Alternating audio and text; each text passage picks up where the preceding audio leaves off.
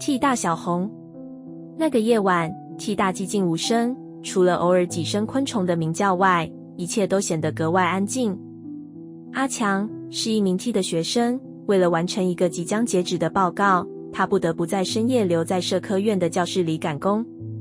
当最后一段文字终于打完，他长舒一口气，看看时间，已经是凌晨1点多了。疲惫不堪的他收拾好电脑和书本，准备离开教室。教室外的走廊灯光昏暗，只有几盏灯还亮着。阿强背着包走向楼梯间，脚步在空旷的走廊里显得异常清晰。突然，他听到背后似乎传来了细微的脚步声，脚步声时近时远，像是有人在偷偷跟随着他。他回头望了望，却什么也没看到。告诉自己可能只是幻觉，他加快了脚步，直奔楼梯。就在他踏上楼梯的时候，一股寒气莫名其妙地扑面而来，让他不禁打了个冷颤。楼梯间的灯光闪了闪，像是即将熄灭。突然，一个低沉而轻柔的声音从他耳边响起：“阿强。”阿强愣住了，全身的汗毛瞬间竖起。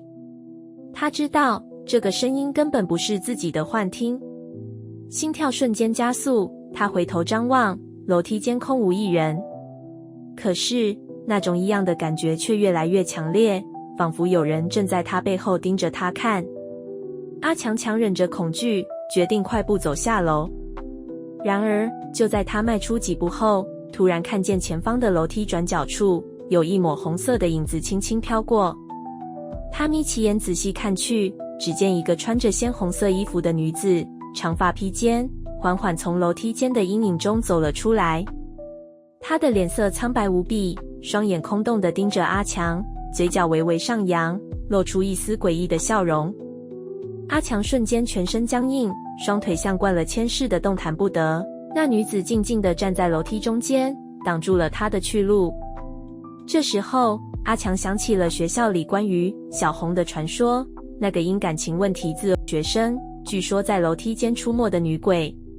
阿强，你为什么不回头？那女子用阴冷的声音问道，声音像是从地狱深处传来。阿强感觉到自己的喉咙干涩，双腿发软，但他知道此刻不能回应，也不能停下来。他咬紧牙关，猛地转身，拼命往下跑。